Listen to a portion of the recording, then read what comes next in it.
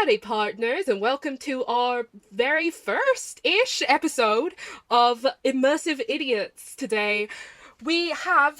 Yeee Haw, y'all, it's me! Jesus. It's me, I like that you immediately dropped the accent. I know, because sometimes it's hard to keep it up. We kept it up for a whole weekend. I know.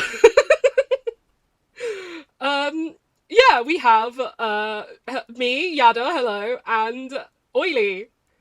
I'm Say still howdy. here. Hello. Yeah, Yep. howdy, Oily. Howdy. Today, what are we going to be talking about, Oily? We are going to be talking about the stupendous time we had at Eyelarp's Flying Lead Nightmare. That's like the pause for the gunshots, right? Yeah, an explosion. Explosion. Maybe, I don't know. Horse hooves. A bit of rousing country music. Oh, Yeah, maybe a little guitar riff, you know. Well, Maybe some zombie noises. Wiped out the whole budget. Yeah. We have a budget? Oh yeah, I've been meaning to talk to you about that. Shit. Um, It's just me huddled in a room, in a closet. Help! Let me out. it's the best place to record from. Oh, honestly. I'm recording from my sex dungeon, so if you hear squeaking, it's because I'm on the love couch, you know? I'm recording from my celibacy chamber. Damn it, you'll win No Nut November this year. Yep. Happy No Nut November, Can't- December. to all those who celebrate. All those who celebrate. Right, let's stop our incessant yapping and get on to how about we start with who we played? That's a wonderful idea. So this year, I played a couple of classic Western stereotypes prior to this in previous Nightmares and at Mainline. I was having a cheeky McDonald's post-LARP. I had a conversation with my good friend Joe, who plays a wonderful man called Ambrose, who's just an incomprehensible Cornishman. And we love him for that. And the idea was floated that perhaps at Flying Lead Nightmare, at the end of the year, I should play his brother, not his brother, or his cousin. It changed. Every time you ask us, it changed. Devonshire Ernie. And so, I spent most of my weekend doing like this. And essentially, our entire driving idea behind it was the one scene from Hot Fuzz where they have to translate what the guy says like 3 times, and we went, it'd be really funny if the town's under attack from zombies, but every time you talk to us, you just can't understand what we're saying. And I'll tell you what, as a bit, and you know I love a bit of LARP, it went down incredibly.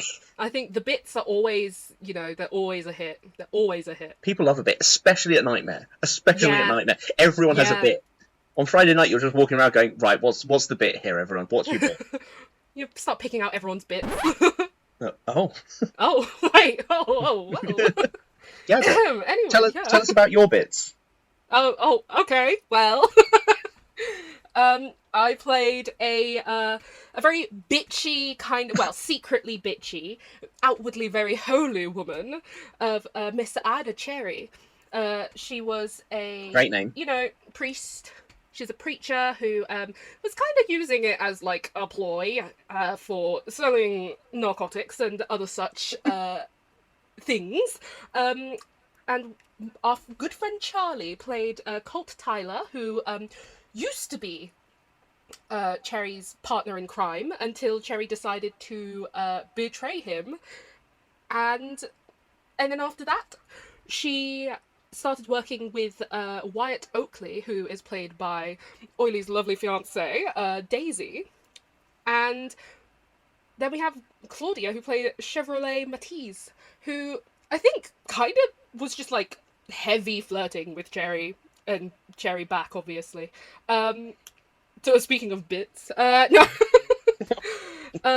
Yeah, so I just, I didn't have a fancy accent, if you can call the incomprehensibility an accent. I just, typical, little on the sweet side.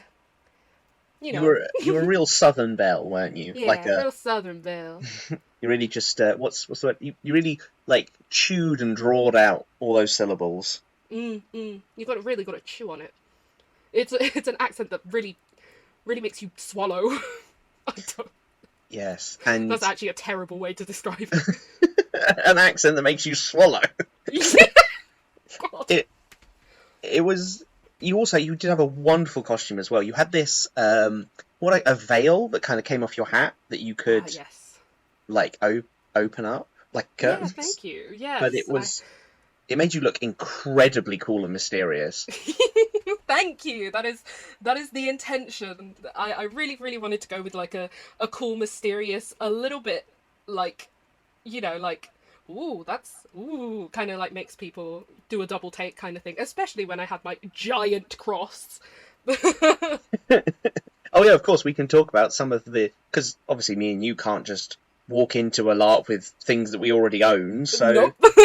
we both did a little bit of LARP weapon making to go into this LARP with. Crafting.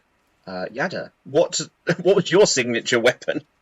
So I had a massive fuck off wooden cross that I was carrying with me everywhere. I had it like I'd like tucked it into my belt as well. It was probably over a meter, right? Yeah, it was it was definitely over a meter.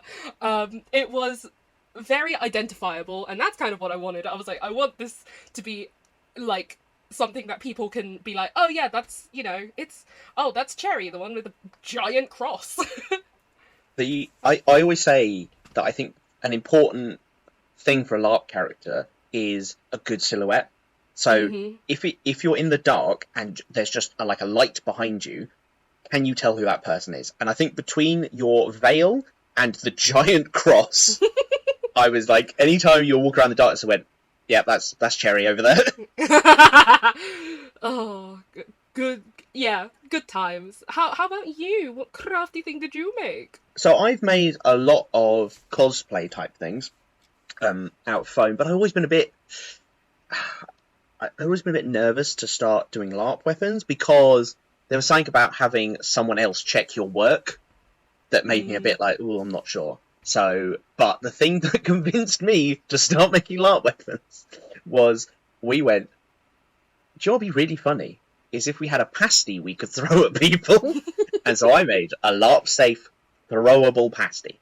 And I also, in the process of making it, I made the pasty shape, and I was looking at it and I went, do you know what's more insulting than having a pasty thrown at you is having a half-eaten pasty thrown at you.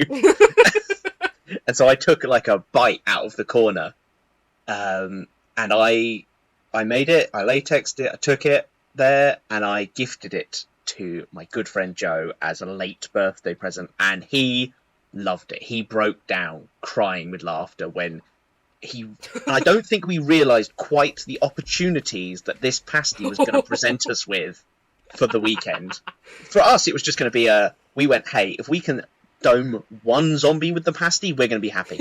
Like, if we can kill one zombie by throwing a pasty at his head, great. But foreshadowing. As you were foreshadowing alert. So that is where we were rolling into time in Friday. Yes. So that was a bit more sultry than I thought it would be, but I didn't realise we were running one of those like ASMR boyfriend. Hey, welcome to the late night Immersive Idiots podcast. Yeah.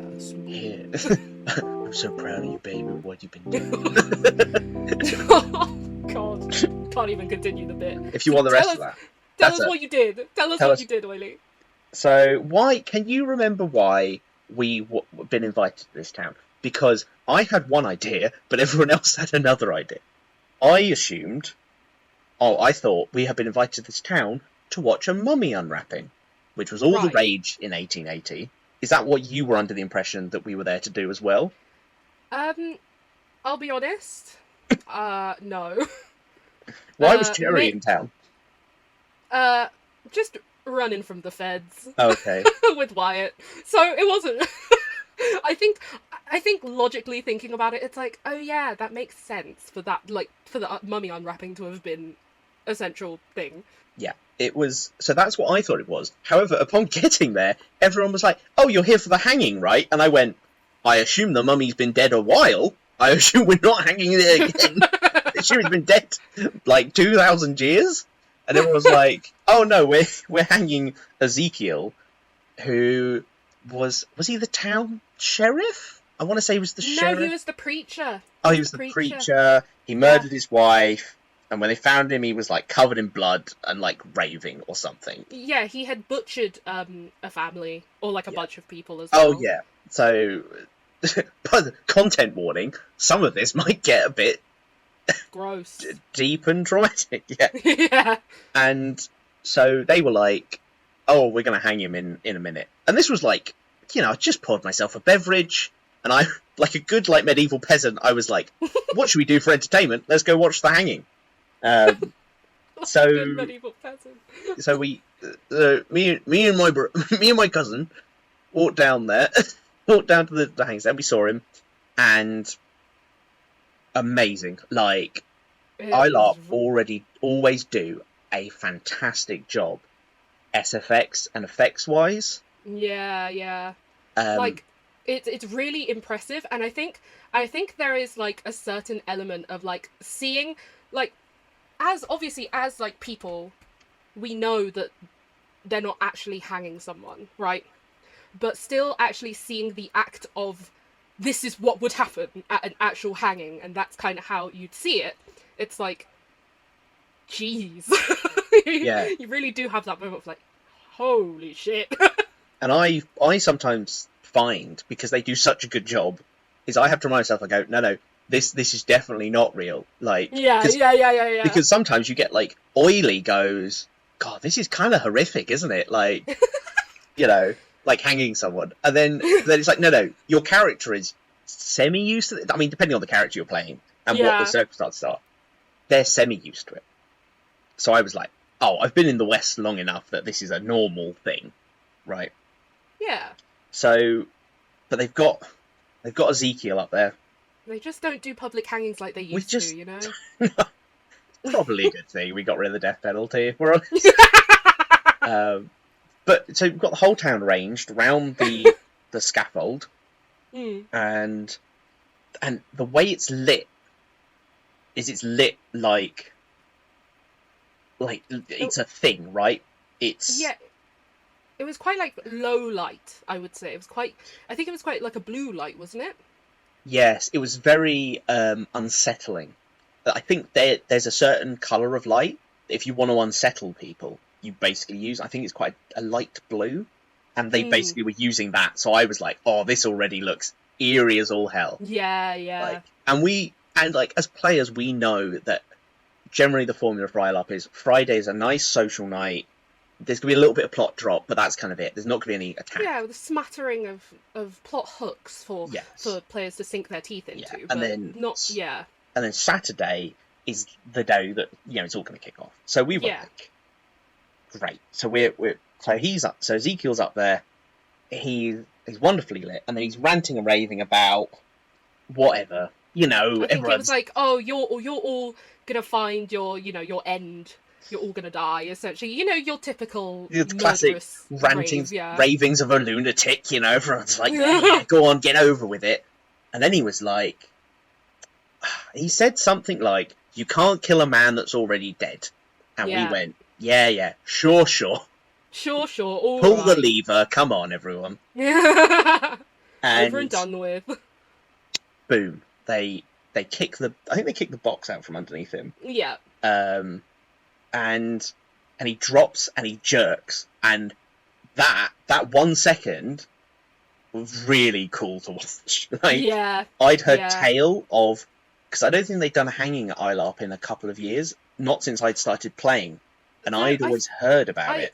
Correction, I think that it did happen. It didn't there wasn't a hanging that happened. It was just there was a hung body at last year's Eyelarp. No, Nightmare. Yes, there was. Flying Lead Nightmare. But obviously that was just that was like a mannequin. That wasn't a person. Was it? I thought it was a person. No, it was. I think it was a mannequin. Well. Either way, this was my first live hanging. And we watch him. First live hanging. And we watch him. Should have got merch. And then he goes limp, and everyone's like, "Okay, cool." And then suddenly his head whips up, and he starts laughing maniacally, and we're like, you didn't do your Whoa. job properly. He's not Yeah, dead. yeah. I think that's my favorite part of that. Like the like obviously the hanging was fantastic, but I think like it was so funny to hear everyone being like, "Damn, I guess they just didn't do a good job. I think they did something wrong. Was the Yeah, rope not because tight enough? Like yeah, what? That was they're like, weird." oh, you've done a bad job or whatever, blah blah blah. And then he's still laughing, and then we're getting a bit like, he's really not dying, and everyone starts getting a Yeah, bit scared, and then suddenly it's like, whoosh, cloud of very thick smoke yeah, like engulfs him, yeah, and in my head, it's like I know what's happening, which is they're gonna take him down. Basically, he disappears. But yeah, the hand of the magician here was I didn't even see him I don't know where he went. He was just yeah, there, and then he wasn't. And I was pretty yeah, close to the scaffold, and I was like, there wasn't even any like, wink wink, nudge nudge, you see the NPC put their hand up and run away. This was literally, he legitimately disappeared. And we were like, uh-oh. I do think that does mean only one thing. I think Johnny might be a real life witch. Well, he's just really good at stage magic. Yeah. But we were like, uh-oh. So that was the setup for the big bad. Essentially, we were like, uh-oh, this guy's a little bit supernatural. It's Ooh. crazy. But we don't quite have the words to describe what he is. Yes, because this is the setting is that we're normal people. There's no Yeah. monster hunters. There's no vampire killers. There's no Van Helsings. Like everyone is just, they just don't really exist. we're not like the worst thing we've probably fought is like a coyote or a bear. Yeah, or a bear. I will admit, I did. I'm very much a when in Rome kind of character. If there's, it's like, I'm in the Wild West, I should drink the Wild West drink. So most of what I spent the night doing, and really to the point of sort of where it was like a scene missing in the morning, was I just remember I was drinking bourbon and playing poker because I was like, hey, whatever that guy had going on, he's run off into the woods. I'm not in the woods. I'm not an idiot. I'm just gonna. I've got my gun. I got my Can gun. we say, as an aside, which always happens to me after Flying Lead, is I always reach for my gun for a couple of days after Flying Lead, Oh my god. and it's not there. So Flying Lead uses 9mm and 22 caliber blank firers, and my goodness, are they fun? Just They're so fun. popping off a couple of loud bangy noises into the woods is super. It's just satisfying and fun to be able to do. Like I was apprehensive at first when I went to my first nightmare, which was last year. But then I shot one once and I was like, damn it. I'm gonna have to get one now. Get one I did. That is such a common experience as well from people I've introduced. Yeah. They go, I'm not sure if I'm gonna like the guns or like the gunfights. And the moment you give them a little bit of confidence and hand holding, you go, here you go, point it that way at arm's length, cock the hammer, pull the trigger when you're ready, and then put some ear pro in, all that good stuff. And people do it, and they just look at you with like a grin, and you realise something has clicked in their brain, and they go, yeah, you've awakened. Suddenly something they go, oh, I kind of get guns now. And I'm like, I know, right? Like, it's the big boom.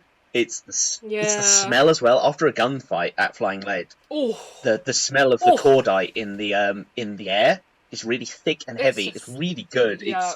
You feel like, which is something Eyelarp tried to push, is they basically say it's not a reenactment. It's you're in a whatever the theme of the event is, movie. So we're in a Western movie. Okay, so some things aren't historically accurate, but they happen in Westerns.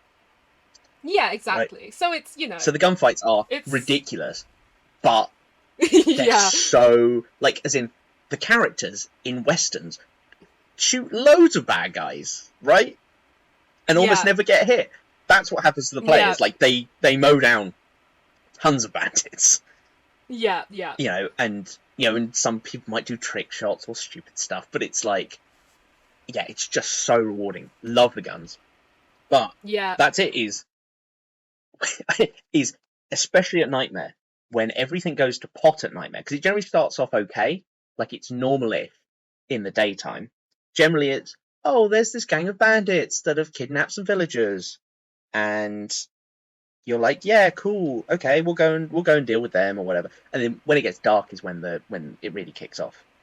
Yeah. But I think there's also a good thing for like for the fact that it like gets dark earlier as well when they're held. absolutely, yes.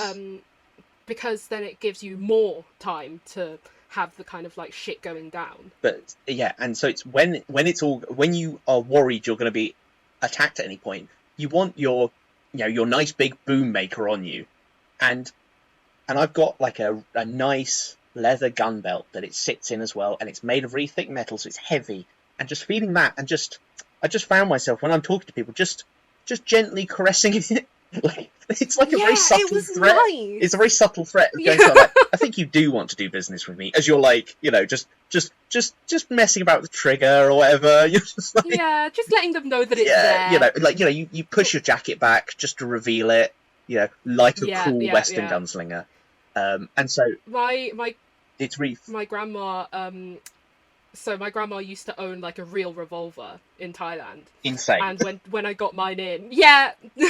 Give me pointers. When I got mine in, she picked up. She's like, "Wow, this feels really good. This feels real." And I'm like, "Yep, I know."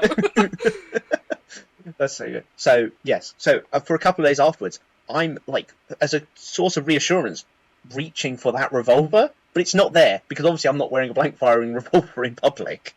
So no, because I'm not an idiot. So I only take it out on this closed site. But so it's just really funny to me because I have trouble dropping the accent, and I'm always going for the revolver that's not there. Yeah, and the accent stays for a bit afterwards because you're it's so ingrained in your brain that that's the way you've been talking the whole weekend in so many different situations and emotional levels that you find it very hard. Because when you wake up, you're like, oh, I'm going to start talking like this to keep it up, and then you just can't drop it, and you're like, what is happening to me?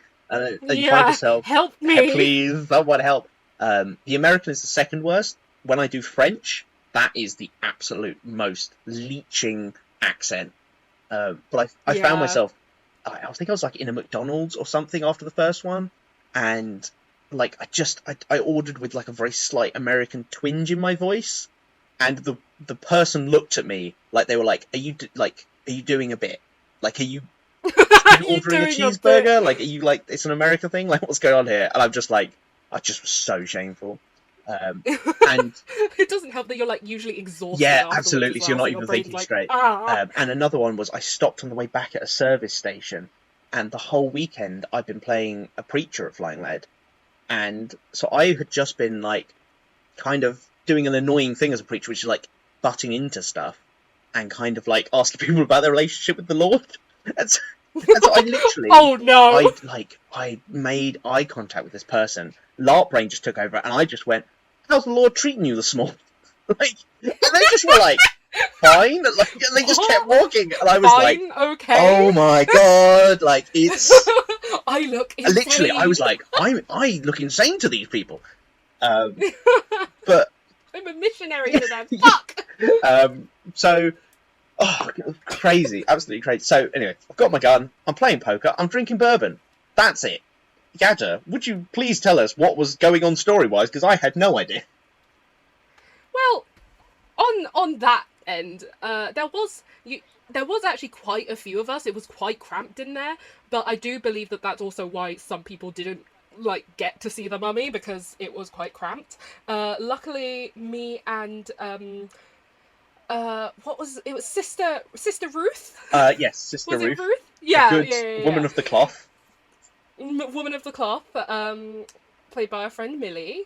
Luckily, we got in there quite early, so we were able to be like right up next to the mummy. But after we had the not the curator, but the I guess the mummy owner, not the owner, but you know what I mean. I don't know. The person who was in charge of unwrapping and keeping it safe. Was it the museum curator? No, because the museum curator was played by Abby. Oh, was it? That was the curator. Oh, okay. Okay, well, anyway, whoever was in charge of Yeah, the old woman was the the mummy curator. chaperone. The chaperone. Yeah, let's call yeah. Um, so we were all, crowded round, and they had, there was a moment when I was stood there, and I was like, is this a crew member on the table, or is this like a prop? But after watching it, seeing if it was gonna breathe for a bit, I was okay, it's a prop. I like that you were trying to, like, suss out, you were like, is this thing going to come to life? You were like... Yeah, because I was, well, not only that, but also I wanted to like poke the mummy, and I didn't want to just start like slapping a crew member. Like, I didn't want to just start poking and prodding at a crew member and just like go for the eyes. There's certain things that you do RP with something that was a prop versus an actual human being. Yeah, exactly. Like, if it's a prop, I'll give it a little poke. Yeah. I'll pretend to lick its face or whatever the fuck. But if it was a crew member, I would not do that. No. So, very respectfully in that sense. But yes, I was watching it to see if it was breathing like a normal, very well-adjusted person. And yeah, and so everyone crowded round, and they were starting to auction off parts of the mummy after it was being unwrapped. And I think, what was it? The arm came off, and everyone was like, "Oh God, oh!" And I think it was mostly August. Yeah, August, who Lewis played. August Ford, a wonderfully dumb guy with who was Colt Tyler's partner, boyfriend.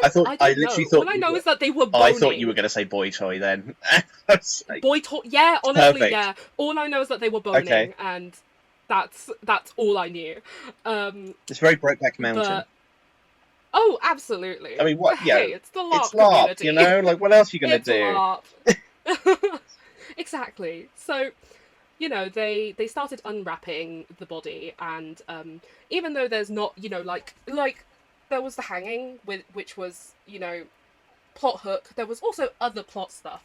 So, me and Oliver Graves and some other preachers went out to look at the graves, but we did struggle to find them in the dark, like, in the woods. In the dark. Yeah, because everyone was like, okay, it's behind the gallows. Yes. And we were like, okay. And for some reason, we decided, yeah, this, like, instead of actually going, oh, let's find the graves, we just were like, okay, we're just going to pray over the graves here. And then it was the second time we went out, and it's like, no, okay, let's pray over the graves over here instead. Okay. Oh shit, the graves were over there. And so again, shows you how observant I was this whole weekend. I didn't see those graves until about 9 p.m. on Saturday. Oh my god. Like, it was crazy late, and I went, how long have these been here? And everyone was like, oh, they've been here since Friday. And I was like, really? That's crazy. It's been here the whole time. Shout out to Sam Reich. Anyway. It was, yeah, they had some hieroglyphs on the gravestones. Big into Egyptology at the time, everyone was. Yeah. And that as well as the mummy, there was some interesting things brewing. I went to sleep after the commotions and stuff because I am an old man. I tired very easily. I did not go out and have a party. I stayed up until about 4 a.m. Yeah, you had your, what was it, that one quest in Skyrim? You had that kind of moment. Yeah. Mine was like, I'm quite an old man. I don't normally stay up that late. It just was, I was having a lovely time, and I'd had a bit of a hard week, and I was like, this is lovely. I haven't seen like a lot of these friends in a while, so I was like, this is great. Yeah. So anyway, the fade to black of Friday evening ended, and we arose Saturday feeling bright and fresh. Except I wasn't feeling bright and fresh. I was feeling a bit muggy. Aww, so that's what happens. That's what happens. It's consequences of your actions. It's consequences, darling. You're not 18 anymore. You can't just sleep off a hangover. I think both me and Ambrose were feeling a little bit rough.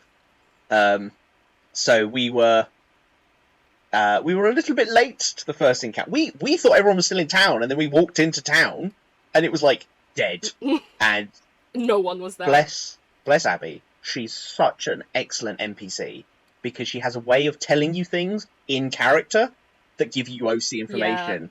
And she just like totted up to us and was like, I believe they've all gone on a hunting expedition or something. Yeah. And I was like, I see what you mean. You mean all the players have gone out on an encounter and we're idiots. So I was like, okay. And we're late. We will.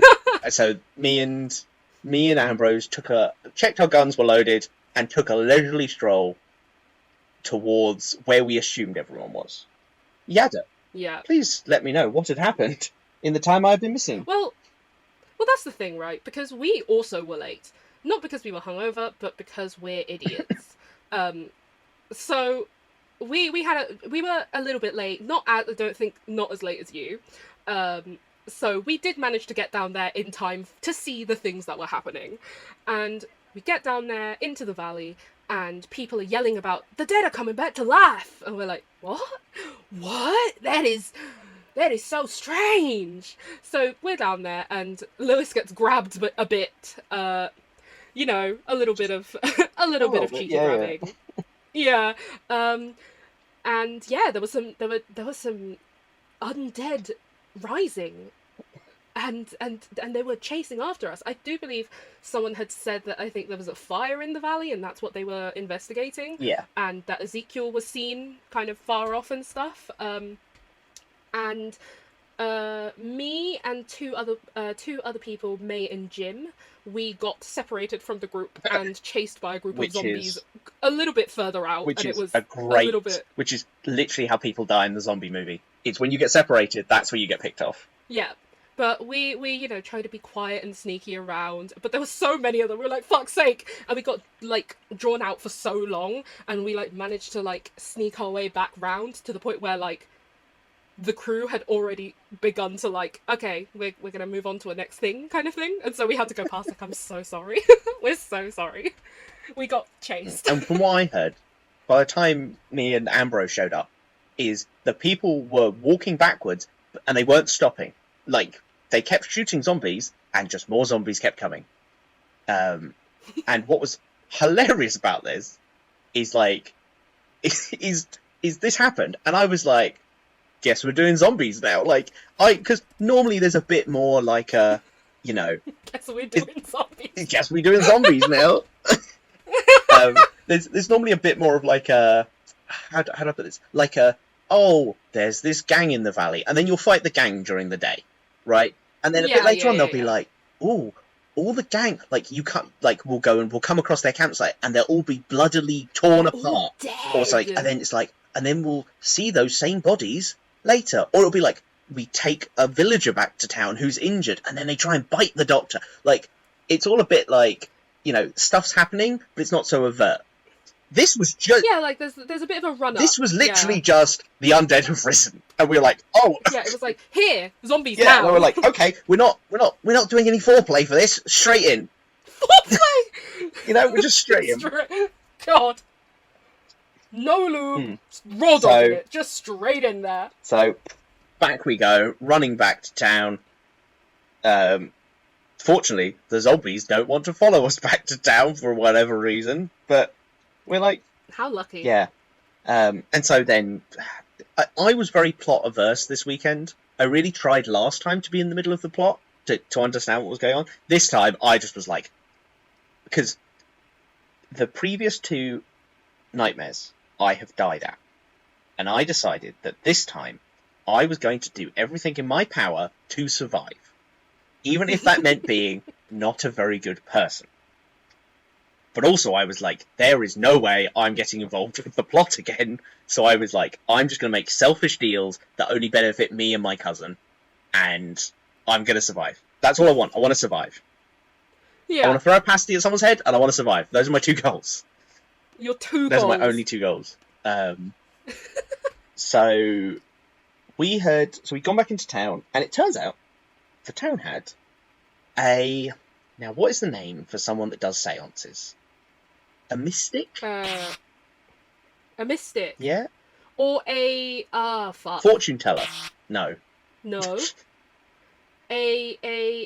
Oh god. A charlatan? Why? A charlatan, I think, is the... Charlatan? A charlatan is... A charlatan? A charlatan is the when you're telling people they're lying, that they're taking you for a A ruse. charlatan?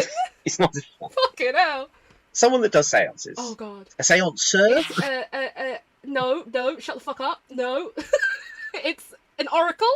An oracle tells you things, but no, this is someone that talks to the dead. Oh. I know the This word. is so funny. I'm so familiar with the word. I use it like so often. Everyone at home, Oh my shout at your particular listening device now what someone that does seances Oh my is god. called.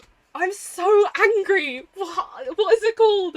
Yeah, no, there's only so much tape we've got. All right, we got to keep rolling. All right. Damn, we've got physical tape. I will remember this halfway through this story, which is Yeah. they basically said, "Would anyone like a séance?" And I was like, "Yes, I would like a séance. That sounds really fun."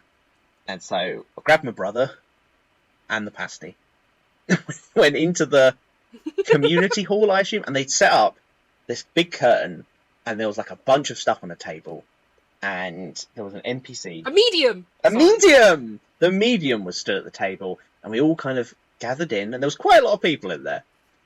And they gave some spiel. It was very good. I'm always in awe of people that can just talk off the bat. Generally, if I know I have to do something important at LARP, I'll pre-rehearse roughly what I'm going to say, and then ad-lib it as I do it. But I think this was just totally off the cuff. This was the hardest improvisation I think the medium ever had to do. Was they were like, "Oh, I'm getting some spirits through," and I'm like, I understand what's going on. And they basically, I think someone they knew quite well was like, "Oh," they kind of reached out to that person. They were like, "Oh, I think it's your it was their dead gang member or something who was like, 'Why did you leave me to die?' Blah blah blah." And like they had this whole gang thing going on, right, which was really cool. And it was like this ghost was angry at them. And we're like, "Oh yeah, this is pretty cool." Anyway, they hash it out with this ghost. I think everything's made up. It's good. And then they go, and I was thinking, oh, it's like a one and done thing, right? Oh, and also I need to tell you that me and Ambrose were playing not fleeces, which is what I kept telling people. We were playing fences. Fleecing is what you do to the items when you're a fence. A fence is someone who sells stolen goods for criminals. Okay? And so I knew a lot of my good friends were running a gang called the White Rose Gang, and I basically went, "Can I be your fence? Like, can you give me stolen stuff and I'll sell it?" And they were like, "Yep, that sounds like fun." So that happened a couple of times. But also, and it had happened a bit on Friday night where people just kept handing me stuff they'd stolen.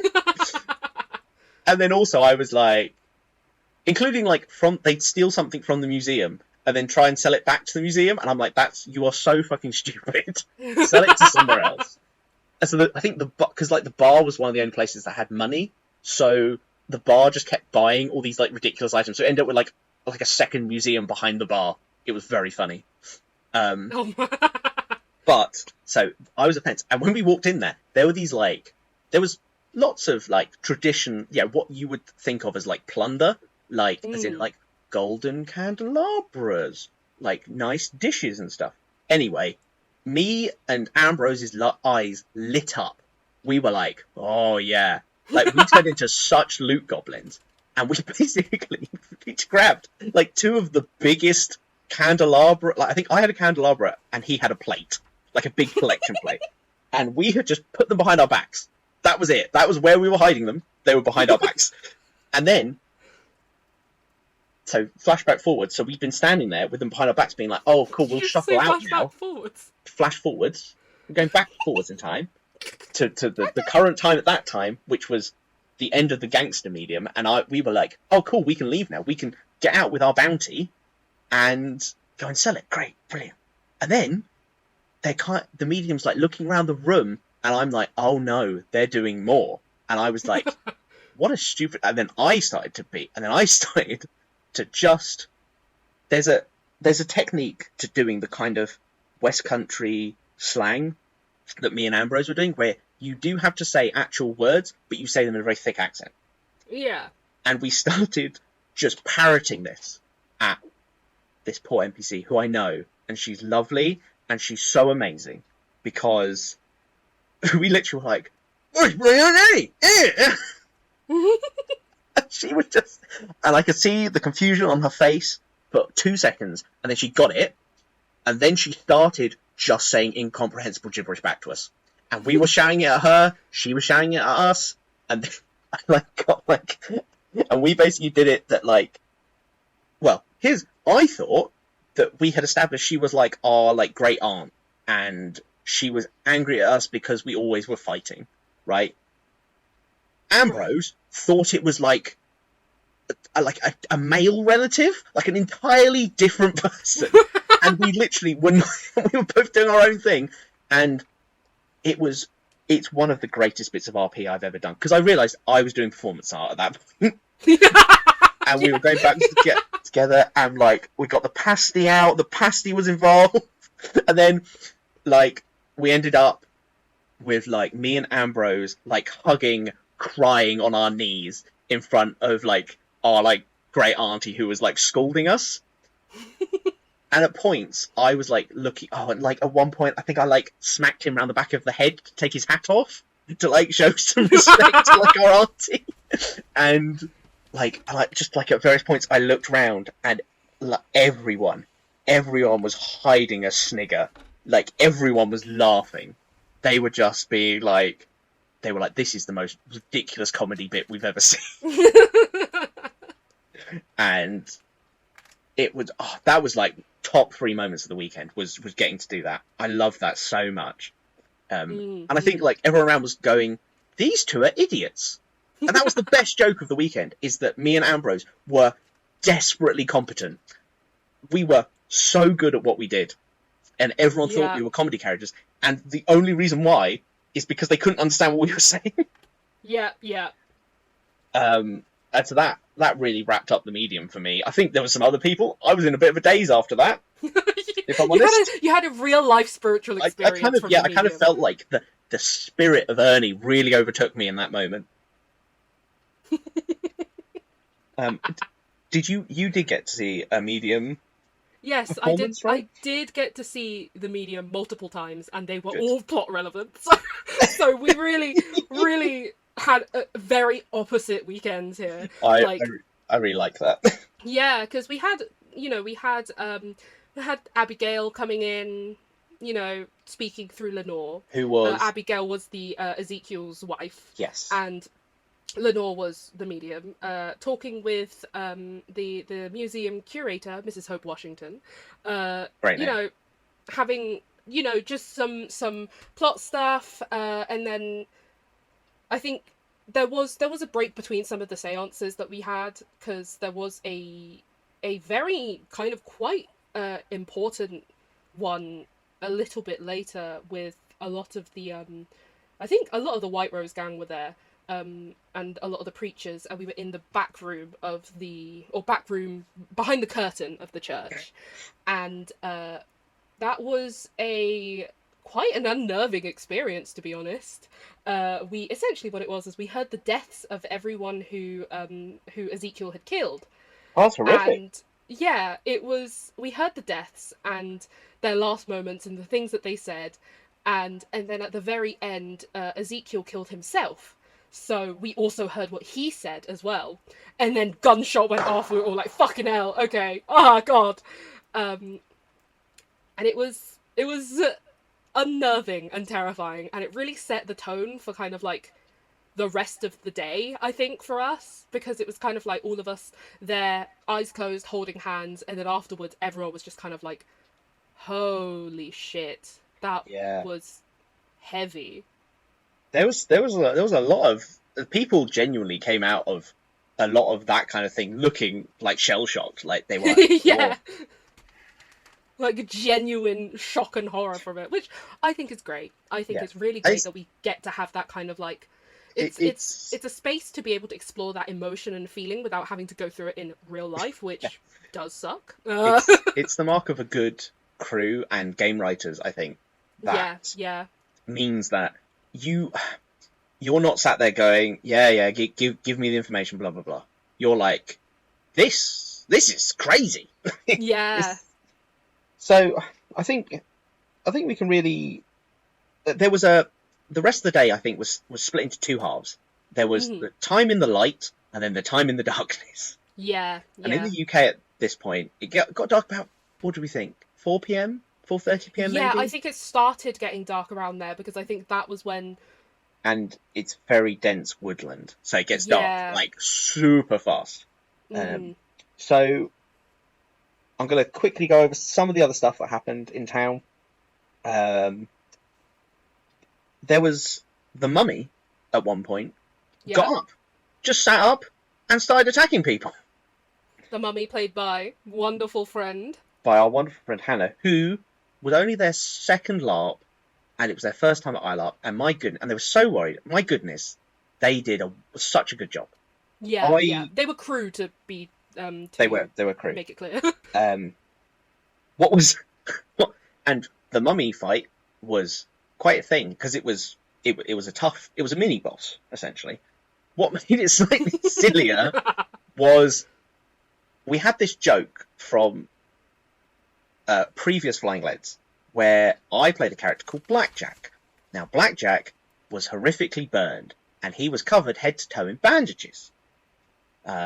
Very much inspired by Joshua Graham from Fallout. So, if you know what he looks like, you kind of know what Blackjack looks like. And then also Blackjack wore this it was like a really stiff-brimmed hat with kind of like tassels on it. It was a good look. I really like that hat. But it's so Blackjack that I just can't wear it to another Western now. We'll see. I'll have to work it back into a character. Anyway, Blackjack, during the mainline Flying Lead, had been framed for like a bunch of robberies, and everyone was like, "Oh yeah, he's the leader of the Mummy gang. He's called the Mummy." And I love that as just spontaneous like lore generating for this character. Loved it. Anyway, Daisy, who's playing Wyatt, was using this hat as their preacher hat. And so all they saw was me run up to them, go, "I need this," steal their hat, run away again. And then the mummy was chasing people round the town, and people were shooting it and trying to hit it and stuff, followed by me chasing it with a hat, trying to put the hat on the zombie's head. And eventually the zombie went down. The mummy went down. It was a zombie mummy. It went down. It was a zombie, to be fair. And we were like, yay. The first person to reach it was me with the hat, put it on, took 2 steps back, burst out laughing, turned to either you or Wyatt. I don't remember when. That looks like that fellow we used to know, Blackjack. And then, as I pick the hat back up, the zombie moves because it's still dead. And I grab the hat and I scream and run off again. It was just the like comedy of like, yeah. Way! Ah! Yeah. Way! This really like sums up the difference between like the light and the dark. Was whilst everything's in the daylight, you're like, nothing's that scary. It's just a zombie running around town. We could deal with it, you know. And there was also someone ran into town covered in blood, and they went, "There's a bear in the woods," and we're like, "Great!" So on top of like there's zombies and their mummy just attacked us, there's a bear as well. Great. And as we're walking out of town, I just turned to Ambrose and I go, "What are the chances this is a zombie bear? Like, what's the chances it's jump species?" And he's like, "I think this was not in Cornish. This was just us." And he's like, "I think that's highly likely." And we're like, "Okay." Did you come on the bear mission? No, I did not. I know I was in town. I think I was having another seance. I think this might have been during the seance with the deaths. Yes, that would make sense. Either that was the European Union, but I don't really know. Where all the Europeans got together and made a union, really. Formed a union, which is funny that I say too Cornish. Our good friend Matt was playing another Cornishman called Reg, but we were like, he's our cousin. We're brothers. He's our cousin because he was the most comprehensible of us. Yeah. And so we're like, that's funny that the Europeans didn't include the Cornish in the European Union. Yeah, Like, they everyone were else there French, was... you know? Yeah. Oh, the French balloonists. Oh, they were played by some of my really good friends. Salut. And at lunchtime, they set out a proper table to have cheese and wine and bread on, and it was amazing. And their story was they were hot air balloonists, and they crashed their balloon. And it was, what an incredible bit. I love a bit a lot. So good. It was such it's a good so bit. good. And they're such good role players. I was like, every time I went near them, I went, I actually can't talk to you guys because I'm going to slip into French. Yeah. So we were having this battle of the we're having a battle of the accents because they'd start to slip a little bit into Cornish, and I went oh, catching you out. So we went off to find this bear, and we were like, yeah, okay, right. And we get down there, and there's a bunch of dead hunters down there, but no bear, and we're like, maybe it's fucked off. We're just like, great, dead bodies. Let's go fucking rifle through their pockets and find out if they got anything good. And right as and every other player has the same idea. So we all just immediately spread and break like a herd of cats to go and look over these bodies, see what they got. Obviously, this spreads us out quite a lot. And then do you know what turns out when we're all nicely spread out? The fucking bear. That's what fucking shows. And we just hear like a rawr, and then I just look up, the bear is running towards me. I'm like, oh shit, it's a bear. So I start running. I start garbling in Cornish again and running around. And at one point I'm doing like the stupid Scooby-Doo thing where I'm running around a really tiny bush and the bear's chasing me around the bush. and then the bear like loses sight of me and it chases someone else. And then I'm like trying to crouch. I think I fired off all 6 of my rounds in my revolver. So I'm trying to reload my gun. And I take my eyes off the bear for what I swear is 2 seconds, and in those 2 seconds, it's suddenly 50 meters closer to me, and it's like right on me, and I'm like, oh no! I feel like you really underestimate how quickly the bear moves. Yeah. and also how it's when you can only see it at a distance as well. It's really scary. Like it's a person in a bear costume, but it's a really good bear costume. Yeah, like it looks. Like, it's crazy. And basically, there was this whole...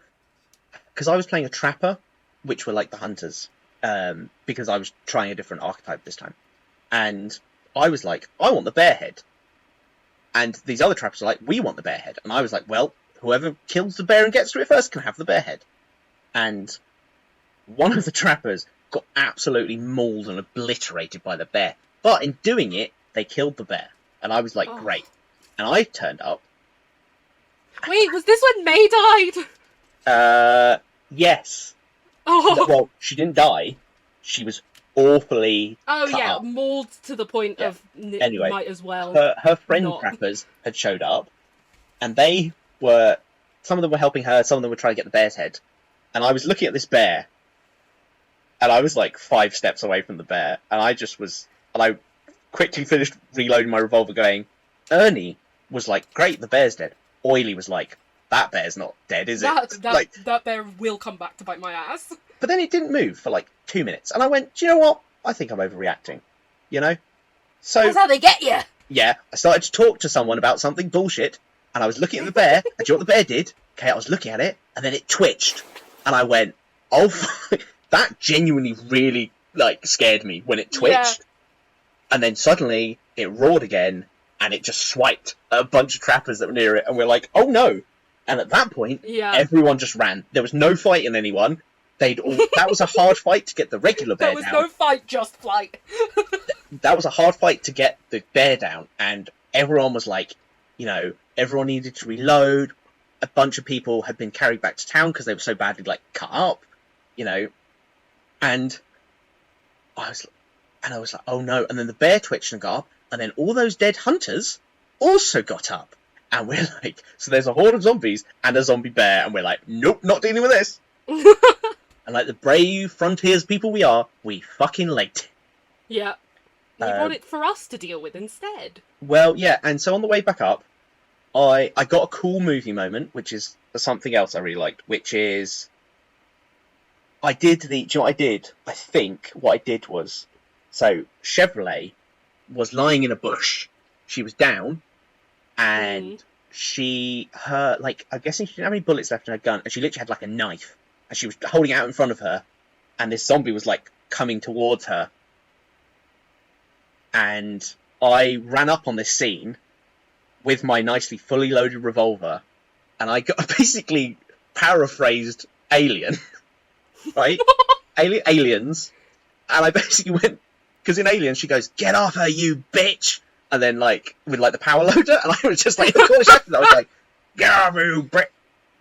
And then just like, and then the zombie turned towards me, and I just went bang, shot it, and I was like, awesome. I was like, that was a cool moment, loved that. This is why I LARP. I was like, that was such a cool, and in my head, the way I edited it in my head made it probably like way cooler than it actually was. I should probably ask Claudia if she thought it was cool. Yeah. Anyway. Or insert a clip of what Claudia thought. Yeah. Claudia's just like, it was pretty lame. He's lame. I don't remember it. Yeah. Yeah, it barely even registered. So I helped Chevrolet up, and I'm dragging Chevrolet up the hill, and I think the bear had gone up the hill ahead of us. Somehow I'd gone round the bear. I don't remember how. So the bear had gone all the way up the hill chasing people, and then unfortunately now it was coming back down the hill. And this path is a very narrow path. It's probably like 3 people could stand shoulder to shoulder. And on both sides are really thick rhododendrons. So there's literally nowhere to go. And this bear was running towards me, and I went, oh fuck. And I went, no.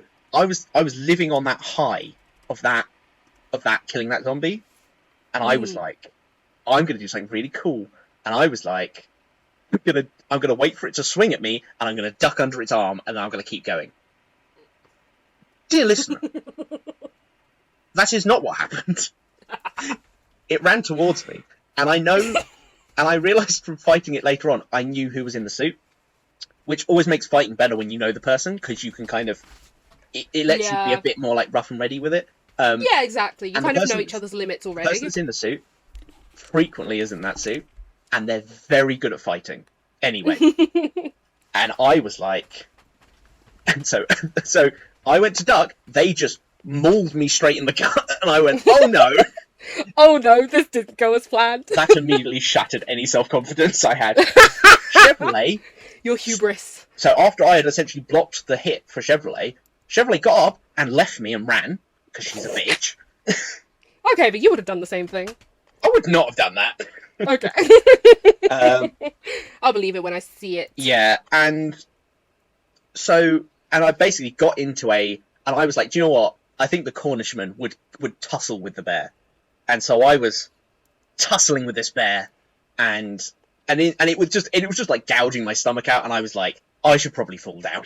And I went, that was quite an extreme thing to survive. So I went, I was like, that's not a specific use of this, but I feel like it's fair if I rip one of my get off me tokens. Which are tokens that you're normally use when you're like absolutely trapped by zombies, and it basically gives you all the zombies will back up a bit, and basically that lets you shoot your gun or run away.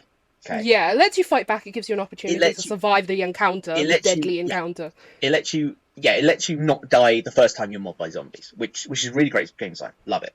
So anyway, I'm down. Someone picks me up. I don't remember who it was, and I headed back up to town. And everyone else had already gone back to town. I think everyone else had already gone back to town. And then I just turned up being like, there's a fucking bear in there! Which I assume is when you were then. And no one believed me. Everyone went, oh, yeah. Like, the crazy Cornishman talking about a bear in the woods. Like there's a bear in the woods? Yeah, okay, that's where they're supposed to be. Yeah, right, and then perfect comedy timing. Right as everyone's going, calm down, Ernie. Like, what are you talking about? The bear appeared. Behind me, and I was like, bear! It felt like it's like, imagine you were being held captive by a sentient mammal, bear with me, Oh. who could understand everything you said, and you had to communicate by using very vague phrases. Bear with me. That's Yeah. pretty much, I was just like trying to explain to people. I was like, the bear it's a zombie bear. It's behind me, and like everyone's Yeah. like, what are you talking about? Early bear? Yeah, the bear's in the Bear? woods. What? Where it's supposed to be? No, the bear's here. And then just the bear appearing. Oh, it was just so well comedically timed. Everyone suddenly went, Yeah. "Oh, bear!" Oh shit, bear! Because that was the moment that because I heard it was a bear in the woods. What the fuck? And I was like stood there, and I didn't see the bear because there was someone stood in front of me, and I didn't. Sometimes they moved out of the way, and I realized very quickly that the bear was about a meter away from me, and I was like, "Oh, there's a bear!" And I ran so fucking fast away because I was like, "Nope, no, no, I'm not dealing with that. That's Yeah. a bear." And this bear, so it already knocked down a bunch of us, obviously down the hill, and now even in town, like people were shooting it, people were hitting it, nothing was working. Yeah, it was strong. It was staying strong. And then it's a zombie bear, right? Yeah, yeah. Cousin Reg walked up to me. Cousin Ridge. Cousin Reg walked up to me. He went, "Oh, I've actually got some dynamite." And he had a very limited supply, but he had a couple of. They're called Mark IVs. They're airsoft flashbangs, and he'd already cleared this with game runners that it was okay for him to use these. But literally, he waited for the bear to run by, threw a Mark IV at it, bang, missed the bear entirely. And he only had 3 of these, right? So he'd use one, he took out the second one, lit it, threw it at the bear, bang, bear goes down. Hell yeah, the Cornish are the best people in town. And immediately, I'm over there like a bloody whippet. I am. I'm like, I'm getting that bear head. Yeah, because I remember you coming over immediately. I got it, and I immediately started terrorizing people with it. Yes, including me, and I wanted to kill you on the spot. I walked up. Did I just walk up behind you really quietly and then put it over your shoulder? I have no idea how it took me so long to realise. I do think it was because of the veil. Yeah, you were having conversation, and then at some point, you just looked to your side, and I saw you jump out of your skin. Yeah, I was like, what the fuck is wrong with you? Yeah. And why didn't I feel that there earlier? Yeah, and I was like, you would have failed your vigilance test if we were at Empire. Oh god. And I got someone else with it, because someone else that was playing, a more fine-to-do lady, I seem to remember, was coming. She was like, "Oh, is this the thing that was causing the trouble?" I was like, "Oh yeah," and then. And she went out to touch its nose, and I just made it go. She screamed and recoiled. It's such an easy move, you know. I was gonna say infantile, but that's not. I'm not insulting you. I don't know if people didn't see that that's what I was gonna do with it, so I just went round basically scaring people. And then an absolute menace. And then I went and gave it back to the crew. Because I was like, okay, you should probably have this bear thing back. And then, dun, night fell. And it fell very quickly. And at that point, everyone went, "Oh, it's not great." And no, the White Rose gang basically walked up to me and went, "Hey, shit's going down. We're getting out of here." Actually, no, they weren't. Sorry, this was later. The first thing that happened was we went, "Reg, you've got a boat, right?" I was about to say the boat, yeah. The boat was first. Reg was like, we're like, "Oh, Reg has a boat." It was a paddle steam, same. And we're like, "Cool, right, yeah, we're getting out of there." So we spent about an hour selling tickets to people, which was very funny. And then we just headed out into the woods. And I think we gave the crew a bit of a surprise because they weren't expecting us to go and find our boat. And we're like, there's no way they're just going to let us leave on a boat. And so a bunch of townspeople, we got out there, it was dark, and suddenly we see a mob of people, and Reg is wandering off up front, and he's like, what's the name? He had a brother, I can't remember what his brother's name was, who was on the boat. Oh no. He was calling out in the darkness, he was like, "Is that you?" Right? Where's what are you doing in the boat? Get the coal on, we need to start, right? And then it was like, uh-oh, it's a bunch of cultists, I want to say. because they were. Oh yeah. It was like a few cultists and some zombies, and they had a boat wheel, and I was like, where the hell did you find a boat wheel with about 2 minutes notice? Right? And they were like, oh, your boat, you mean this boat? Like, all that's left of it? And we're like, oh no. Anyway, a couple of shots get fired, and then we're like, right, we're booking it back to town. Yeah. Which then begins a whole saga of, like, no refund. Oh yeah, because I'd remembered all of the, like, boat stuff that was happening, and part of me was tempted to be like, yeah, I'm gonna go down and see the boat, and then I was like, there's no way that the boat is still there, so No. I'm gonna stay up here where nothing bad will happen. And yeah, definitely nothing bad happened. No pubs, no saloons were taken over. Oh, no violence happened. So we came back up, and me and Ambrose, because obviously we know Matt very well, had checked that he was okay with this. Basically, we got back into town. Cue another comedy Cornish argument where me and Ambrose were basically blaming Reg for being fucking useless and always being the useless one in the family. Like, you know, like, because the boat had sunk or whatever.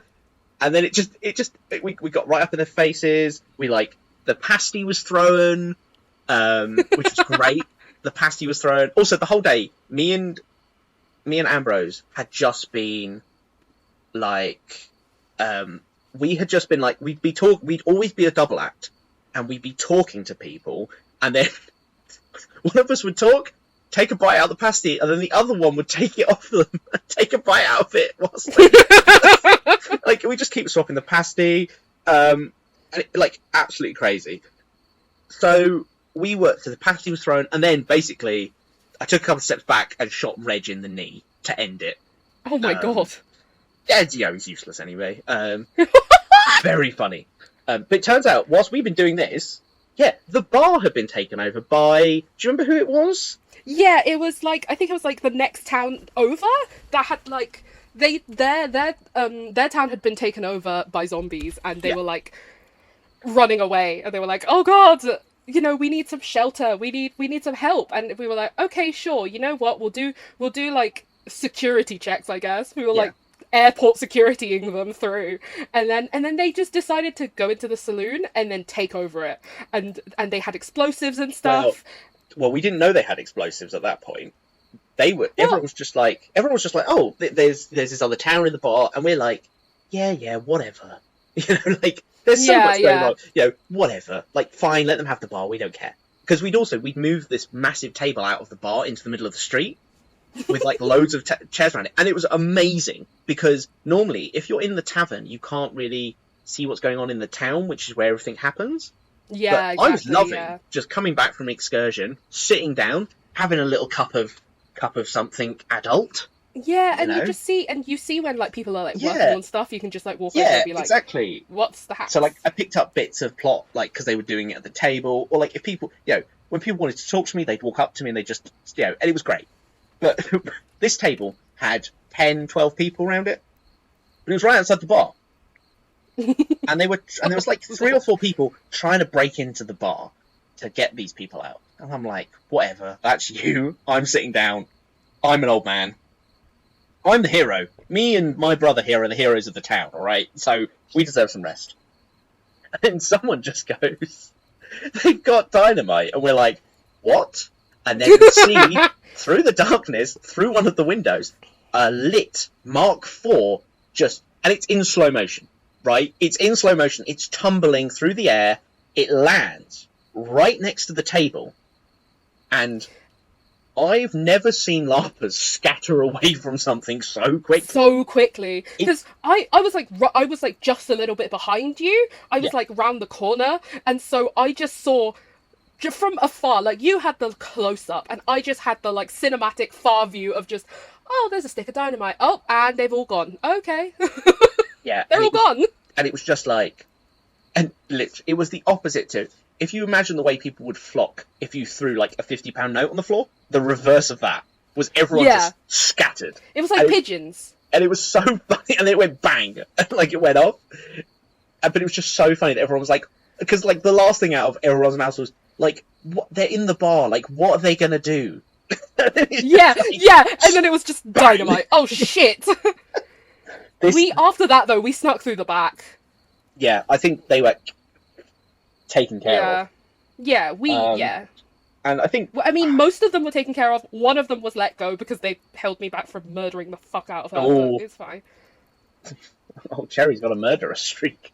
Oh, yeah, obviously. I feel like there was so much like side plot, like personal plot people had come up with this Yeah. that event that just a lot of it because some because of the way the game runs a lot of the time. There's generally there's action and then there's downtime, right? And you generally will have like a bit of downtime to talk to people, do stuff.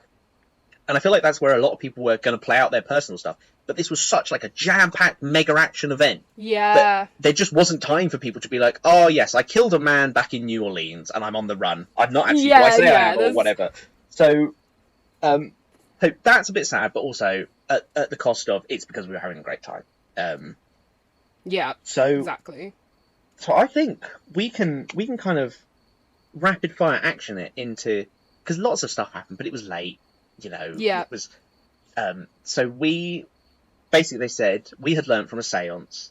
They said there's 5 items, there's 5 graves. You've got to go to these 5 places and do rituals with each of these items in the correct order. Yeah. It was in. Go ahead.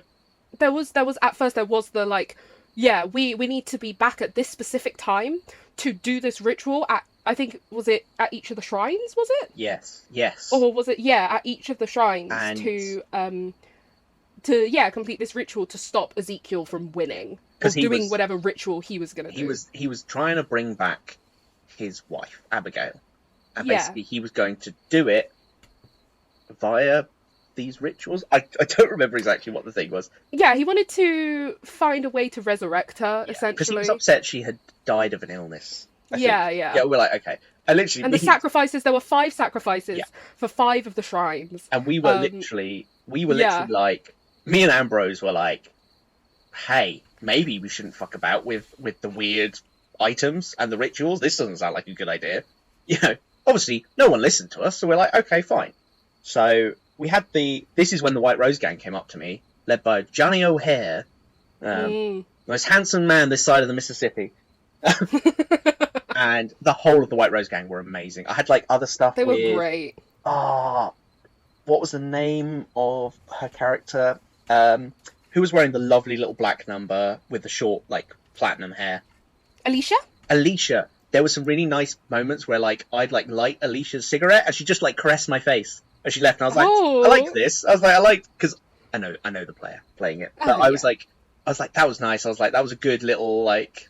You know, fun. I was like, I can totally see this in a Western. Like, this is amazing. Yeah. So I love that. So basically, Johnny said, hey, you're not a gang member, but you are very competent. So we're getting out of here. So do you want to come with us? I'm like, yes, absolutely. I'm showing no loyalty to this town this time. I'm leaving. So I grab Ambrose, and we leave with the White Rose Gang. Unfortunately, the White Rose Gang were like the other competent group in town. And so when they left, and we left, everyone went, oh, where are they going? Maybe they've got a plan. And literally it was like the whole town followed us. And we were like, okay. And then we tried to hide in a bush, but it didn't really work because there was sort of too many of us. Look. Did you leave town with like the rest of the town at that point? Yeah, I think we had left. I think you had left, and then we left, and then the rest of the town left. Yeah. Because it was we need to meet back here at this time for now survive. And it was like, okay, cool, we gotta go find a place to hide then. Yes. And and I do remember following you guys, and I think you guys then went down the hill, didn't you? Yeah, so we ended up in the valley. And right at the bottom of the valley there was one of these shrine sites, and basically the shrine sites were really cool because when you did a ritual at them, a spotlight above them would light up the ritual area. Yeah. And it kept the zombie, as long as you were doing the ritual, it would keep the zombies back. But also, it's a bit like ringing a dinner bell because it's a bright light. Yeah. Right? So they can't get you whilst the ritual's going on, but the moment the ritual ends and that light goes off, down, they're at you, right? And so yeah. We got down there, and I don't know, we were hanging around, and then suddenly there was a horde of zombies, and we're like, oh dear. and everyone panicked, and me and Ambrose and our other good friend, Dr. Barnabas Belvedere, who also has the spine of a bloody eel, right? Yeah. Right? We were like, fuck this. We're going to go and hide in a bush. And we somehow managed to get past... Oh, they hadn't been... Had they been attacked? I think they'd been attacked by a very small group of zombies, but they dealt with them. But we were like, this isn't going to end well. So we went and hid in a bush. We just like... If you've seen the Homer Simpson meme where he just walks backwards into the bush, that was like us walking backwards into the darkness. We just disappeared. Yeah. And then we just watched from our little hiding place, which was probably about 30 meters away from the ritual site. We watched between us and where all the players were lit up, like a massive horde of zombies walk out and turn towards the players, and we were behind them, and we were like, uh-oh. And we're also like, there's no way we can get back now, so we just deadly silent were in this bush, and we just watched them go, and we couldn't see much because it was dark, and we saw them get held back by the religious force field, and then we just heard some shout. There was shouting, there was gunfire, and then the gunfire was getting less and less rapid. You know, it started off being like bang, bang, bang, bang, bang, bang, bang, and then it started to drop to like bang, bang, and there was screaming as people were running out of ammunition, and they were turning and they were running, and then there was less and less people to defend, and it was like, and then we. Do you want to know what was going on when you were in a bush? Yeah. I was screaming as I was being eaten alive. Oh, is this where you passed? It was, well, yes, it was. I was meters away from you. We were in the same area, and there's a very high chance that the screaming was me. Because before that, just a little bit to rewind, there had been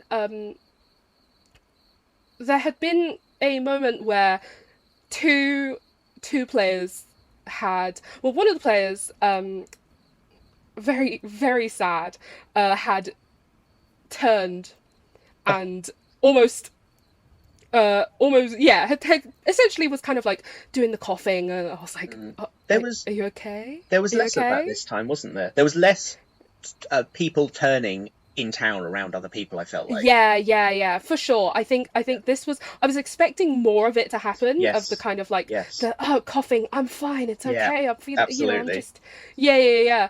And I think it was TJ, I think the character's name was, and I was like, you okay, man? Like, what's going on? He was like, oh, I'm fine. I'm just feeling a bit rough. And I was like, okay. Cherry was convinced. I was not.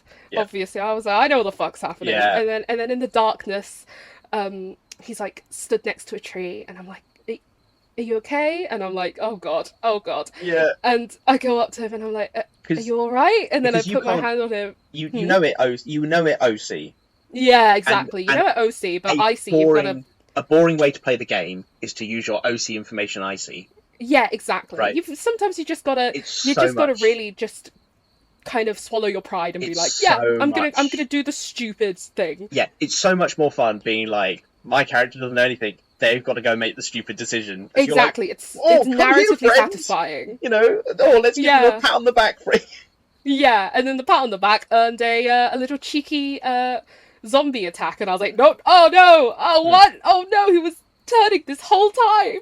And was that, did you decide to, is this when you died?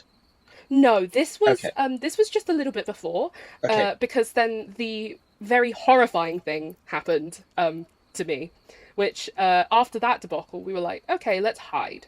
So it was me, Colt, and August. Mm-hmm. And we were like, let's find somewhere to hide. I was like, let's go in a bush, because I know that bush hiders do well. Yeah. And Colt is like, no, they'll find us immediately. So I'm like, okay, whatever. How about we go up onto the like fort? Yeah. And it's like, okay, yeah. And we go up there, and the important thing is that there's one staircase, and there's one way in and one way out of the fort. Of the tower, right? Of the towers, yeah. So we go up there. The tower goes above the gate, but you're... Yeah. Like you said, there's one staircase up, there's one staircase down, there's one way in and out. Yeah. And we're up there, and we're silent, because we need to survive this. Yeah. And I'm right next to the stairs. and we hear zombies going past under us, banging, groaning, and we're like, Terrifying, okay. I'm sure. Yeah, and they pass and go down into the valley, and the other two are like, we need to move, we need to leave. And I was like, okay, if we want to leave, we need to leave now, right now. They're like, no, we're not going to. And then I start hearing footsteps coming up the stairs. Oh I'm no! Like, uh-oh, what the fuck is happening? And then I see the unmistakable silhouette of one Ezekiel. Oh, it wasn't even just a zombie, it was Ezekiel. No, it was Ezekiel, the big, bad, evil guy. No. And I'm like, oh dear Lord, I am so fucked. And I'm like hugging my cross like a lifeline, and he slowly walks up the stairs, and it's backlit by bright lights. Yeah. And he is right in front of me, and his gun is right by my face. He doesn't even lift it. He just starts click, click, click, click, turning the barrel. Oh. And then he scans the area. I think he makes sure not to look at me. Because then he turns back around and slowly goes, and it's like less than a minute, but it's like it feels like forever, and I'm like trying not to fucking shit myself. Yeah. And he goes down, gets to kind of like the platform because the stairs has a platform. He gets to the platform, turns around, and shoots 6 bullets into my terrified body. And the other two are shitting themselves. Lewis has crawled over to Charlie, and they're cowering in the corner, hugging each other. And I'm laid there like, oh, I think I'm dead. I think I'm dead. But the thing is that I also, as like the first shot went out, I went shit, and then like got cut off by another shot, and then all the other shots were silent, and we were there. And we just stayed there in the silence. The other two, not sure whether I was about to turn into a zombie.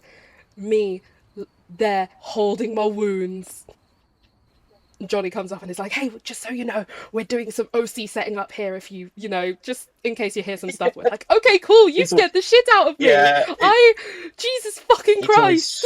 It's so funny when you have a really great IC moment, and then you OC then have to talk to like the person. Yeah, because then you're like reeling from the experience. Yeah. So did you still have Get Off Me's left, or did you just? It was my very last Get Off Me that I tore because of that, and then we run down into the valley where you guys were, where you were hiding in a bush, and we were about to get to the shrine light. And I was lagging behind, one, because I'm disabled, and two, because, I've just been shot 6 times, and I thought, and I was trying to shoot, and my gun just started jamming. I was like, oh no. And then the other two managed to escape. I am swarmed by zombies. I just start screaming as loud as I can, just making the most noise of my death as possible.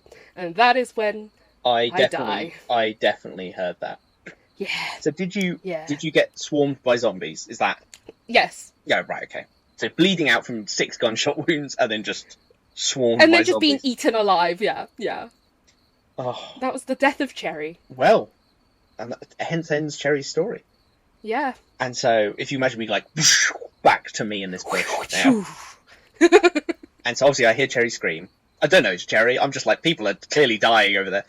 And the last thing we see before the light goes out is, we don't even see it properly. We just hear a bunch of incomprehensible Cornish shouting, and then a bang, and a bunch of zombies all fall over. And we're like, that was bloody Cousin Reg using his last stick of dynamite. Yeah. And he blew himself up like an absolute hero to take out a bunch of Because he'd been talking to me as well earlier in the day about that's how he wanted to go out. Yeah. That's how he was going to end his story, and he managed to do it. I think there's no. They always say there's no winning LARP.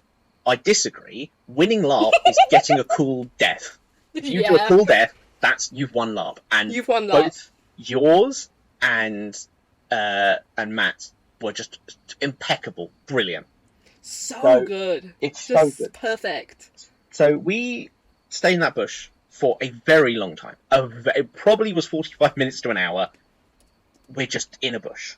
And it's just, every time we think about moving, we hear more noise. And upon reflection, what that noise probably was the SFX crew I believe they were taking down some stuff, or they were setting something up for the finale. Yeah. But to us, all we can hear is people talking and noise of people moving around, and we're like, oh crap, there's still zombies in the area, even though all of the crew had long since gone. Yeah. Anyway, we start talking about which way we can maybe go back to town. We don't know. And then I'm thinking, at this point, I was like, we're a little bit kind of like nobody knows we're out here. And also, I don't want to miss anything good, because I know at that point it was getting really late. So I was like, the final encounter is coming up. I don't want to be sat in a bush for the final encounter. Yeah. Right? So I'm like, let's go back up. And we start to head back up the valley. And we get pretty far up. And then so many times when I have, and I'm sure other people have this, you'll be walking along at night and you'll see something and you'll be like, that's a person. And it's not a person, it's a tree, or it's a lamppost, or something. And I told myself that again, it was a person, it was the same bear crew member, and they just sulked out of the darkness, and they started to go for me and my two compatriots, and I went, hey, I was like, we give up. And then literally, it was so funny to have them go, and they went, oh, okay. And I was like, hey, we're like really out of position now. So like, I'm thinking, we'll all just get off me, and we can OC walk back up to the town. And he was really good. He was like, yeah, that sounds great. So we're like, great. So we go back up. We go back to camp, which is just behind town, to grab a snack and another beverage, right? And we're like, there's no one in town. Like, we kind of sprung into town expecting people to be there, and there is nobody in town. And we're like, oh, that's weird. And so I say, all right, I'm going to jump the other side of the fence. The fence is what designates the in-character area, town, from the out-character, where like the crew are, where the car park is. So I just quickly nip that side, and I go and talk to Johnny, as he feel. And I'm like, hey, here's what's happened, here's where we're at. What should we do? And he was like, hey, that's great. He said, you'll be fine in town for the next like 30 minutes or whatever. He said, we're setting up the finale, so if you just want to go and chill back in town, that's great. Abby, who's playing what was she, the museum curator? Hope Washington. Hope Washington. She was also like, hey, I'll come back in with you guys as well. We're like, great. So then again, because the absolute chads we are, we just go and sit at the table in the middle of the town street, totally abandoned. And like Hope Washington is like, she's like shaking like a real old deer. Like, you know, real old dear. You know, because she's like, oh no, like, oh, because Abigail's her daughter, right, as well? Yes. So, yeah, you know, she's like, oh no, you know, and me and Ambrose just sat there like, what are we doing? Having a little munch on the pasty. Also, for this event, I think I bought 3 or 4 real pasties, which I also just was eating at various points. And I think I could see on certain people's faces, they had a look of horror as I bit into a pasty and then actually ate it. And then they went, oh, that's not the LARP safe one. Yeah. Oh, that's a real pasty. That's a real pasty, yeah. So eventually, get little drips and drabs back. I want to say about half the town have been killed whilst they were out. Because they started to drip and drab back into town, but there was not a lot of us. Yeah. And yeah, don't feel free to interject at any point from a crew side if you want. Because I think we just kind of like hung out. Like, honestly, we just kind of hung out before the finale. Great, because right? Yeah, it's just a good time. It's a vibe. Yeah, it's a great time. We took some selfies. You know, we got some more blood on us. Yeah. You know, we got ready for the finale. We went down to wait for you guys. Being dead stuff. Yeah, exactly. So basically, all these. So we had a bunch of people come back into town, and they were like, "Hey, here's what we're gonna do. We're gonna go hit all 5 of the shrines, and we're gonna do the ritual there." And basically, the plan was they went, "We are running to the shrine. We're going to do it. As soon as it's completed, we're going to the next one. We are not waiting, because that's how we'll die." And we were like, "Yes, 100%, we're in on this." So we group back up, and we're like, "Right, let's do this." So we go to the first shrine, and we do it, and the zombies appear, and we're kind of, you know, we're carefully fighting off the zombies. The moment they go, ritual's done, let's go. Literally, once again, everyone just left. And me and Ambrose were like right at the front, because we were not quite at the front. We were like, we're going to let like 2 people be in front of us in case they get eaten by zombies. But we do not want to be left behind, because I was like, if one of us falls over into a bush, we're getting left behind. We're going to get eaten. And as you remember, dear listener, as you remember, my goal is I've got to survive. I don't care if we win, I just need to survive. Right? So we hit 1. We hit 2. There's less people with us at 2. We move to 3. There's a few less people, and I'm watching people as we run away. There's people that aren't paying attention to the plan, and there's just single people lit up by these lights, and you see them like firing and hitting zombies, and then they get overrun, and you're like, idiots, let's keep running. And and we run, and we hit. I think the 5th ritual we had to do in the fort, I want to say. I don't remember exactly. Yes. So, but the fort was where we were going to end the up. very last one was in the fort. Yeah. So we got up to the fort, Right. and as we could see it, we could see it was glowing. We could see the glow of fire from behind it, and we were like, "Oh crap!" Like, this isn't good. Mm-hmm. And we burst through those doors, and there is Ezekiel stood right before us, laughing. And I'm sure he says something very cool, but I was not paying attention. And so then obviously we're immediately jumped by zombies. We're firing, we're hitting. The preachers all run over to the altar to do the ritual. They're doing the ritual, and we're like, this is a lot of zombies. But I'm like, this isn't like an unmanageable amount of zombies. I was like, this is all right, you know. Oh, dear listener, the hubris I had of being like, this is easy. Because there was a couple of, big heroes who were fighting Ezekiel, and stuff and whatever. But whatever. Okay, me and Ambrose were just like, we just go and kill like 1, 2 zombies, and then we kind of disappear into the darkness again and come out and do it again. And we're like, yeah, it's easy. Anyway, they do the ritual. We're like, yes, celebration. No, it was literally the yes, no. No. It was. So then in the darkness there was this ring gate. It looked like you would get married underneath it, I guess. Like that was the kind of style of it. But the pyro that was rigged to it went off though, and it basically drew like a circle. Really cool to watch. And Ezekiel's just laughing, being like, and then he said something like, well, now it's time for you to meet my friends. And out through the fucking gate, which turns out was the gate to hell had opened, and I was like, I didn't get to say I told you so, but I was like, I told you so. I told you shouldn't have been doing these. It's like Ezekiel's notes say, I want to do the rituals to bring my wife back. And then we all went, yeah, we should do the rituals. Yeah, let's do it for him. And then coming streaming out of the portal was all of the dead townspeople, and they were pissed. Yeah, right. We were pissed off. And so I just was like, oh no. And I saw and I think my jaw hit the floor, because who was beelining straight towards me? Chevrolet Matisse, screaming at me. And Chevrolet is played by my out of character best friend Claudia. And so I feel like she thought that she could probably get away with saying a lot of shit to me. Yeah. And she was properly berating me, like, you left me for dead! You're blah, blah, blah. And I just was like, ah. And what's amazing about this is, this was working because I didn't even lift my gun up to shoot her. I was just like, no, it's not true! Like, and then I'm grabbed. There's like 7 of them beeline just towards me, and I'm like, hey guys, alright? Like, I didn't realise I was so popular. Whoa! Whoa! I haven't seen this Ladies, many people one at a trying to get... time. Yeah, literally, right, okay.